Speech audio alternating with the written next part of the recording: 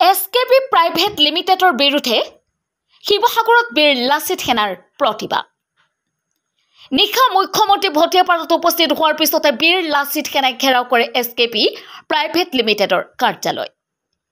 বিপদৰ ঘণ্টা বাজিছে শিৱসাগৰত। শিৱসাগৰৰ ভটিয়াপাৰাত সোমবাৰে মাজনিশা উপস্থিত হৈহি ৰাজ্যৰ মুখ্যমন্ত্ৰী ডক্টৰ হিমন্ত বিশ্ব শৰ্মা। নিশা মুখ্যমন্ত্ৰী ভটিয়াপাৰাত উপস্থিত হোৱাৰ পাছতে আজি বীৰ লাচিত সেনাই ঘেৰাও কৰে SKP প্ৰাইভেট লিমিটেডৰ কাৰ্যালয়। বিভিন্ন অভিযোগ আছে এই SKP প্ৰাইভেট লিমিটেডৰ বিৰুদ্ধে। শেহতীয়াকৈ সংঘটিত হোৱা ভটিয়াপাৰাৰ গেছ বিস্ফোৰণৰ ৰিগটো আছিল SKP প্ৰাইভেট লিমিটেডৰ। ইয়াৰ উপৰিও SKP প্ৰাইভেট লিমিটেডৰ বিৰুদ্ধে 2022 চনত কৰ্মৰত অৱস্থাত ৰহস্যজনকভাৱে বিশ্ব হাজৰিকা নামৰ এজন লোকৰ মৃত্যু হোৱা অভিযোগ তুলিছে পুত্ৰ ঋতুৰাজ হাজৰিকাই। শিৱসাগৰৰ পৰা ফাৰহান লস্কৰৰ ৰিপৰ্ট।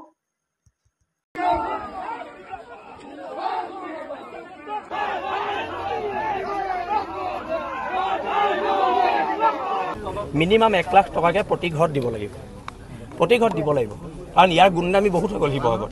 ই তেল চুৰহে আছিলে, আজি 10 বছৰ নে 15 বছৰ আগত। এইবোৰ পইচা চব তেল চুৰি পইচা। এটা তেল চুৰৰ তলত শিৱসাগৰ নাথাকে। ই এটা তেল চুৰটোৰ তলত শিৱসাগৰ নাথাকে। শিৱসাগৰ খিলঞ্জীয়া জনগণ তেল চুৰৰ তলত নাথাকে। ই তেল চুৰে, ইয়াক গোটেই হিষ্ট্ৰী মোক সোধক না, মই কৈ দিম হা। আৰু সেইকাৰণে এই তেল চুৰটোৰ বিৰুদ্ধে আন্দোলন হৈছে। নিয়মতে পুলিচ আহিব নালাগিছিলে। পুলিচে তেল চুৰটোক ধৰি আনি আমাৰ আগত সাজি কৰিব লাগিছিলে। গতাই বাৰু দিব নোৱাৰে, কিন্তু তেল চুৰটোক পুলিচে ধৰি আনিব লাগিছিলে হা। চুৰৰ পইচা থাকিলেও আজিকালি ৰজা হৈছে, আৰু সেইকাৰণে এইবিলাক নহ'ব। এতিয়া ইহঁতৰ মানুহ ওলাই আহিব লাগিব। ONGC কোনো একশ্যন লোৱা নাই তেওঁৰ বিৰুদ্ধে? ল'ব লাগিব, নহ'লে ONGC বন্ধ কৰি দিয়া হ'ব। নাই, মই কৈছোঁ নহয়, এওঁ মুখ্যমন্ত্ৰীতকৈ ওপৰত।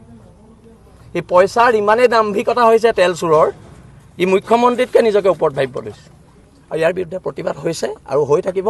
আৰু চাওঁ, এতিয়া যদি ইহঁতৰ কোনো কৰ্তৃপক্ষ ওলাই নাহে, তেতিয়াহ'লে এইখন গেট বগাই পাৰ হ'বলৈ আমাৰ ল'ৰাক 10 মিনিট সময়ো নালাগে দেই। গোটেই আৰক্ষী বিভাগৰ গোটেই মানুহখিনি খিলঞ্জীয়াৰ কাৰণে, অসমীয়া মানুহ কাৰণে আমি সংঘাতত এতিয়ালৈকে লিপ্ত হ'ব বিচৰা নাই। আৰু যদি এওঁলোকৰ মানুহ ওলাই নাহে, তেতিয়াহ'লে এখন সংঘাত হ'ব আৰু আমাৰ ল'ৰা জেললৈ যাবলৈ সাজু আছে। আমি সাজি আছো।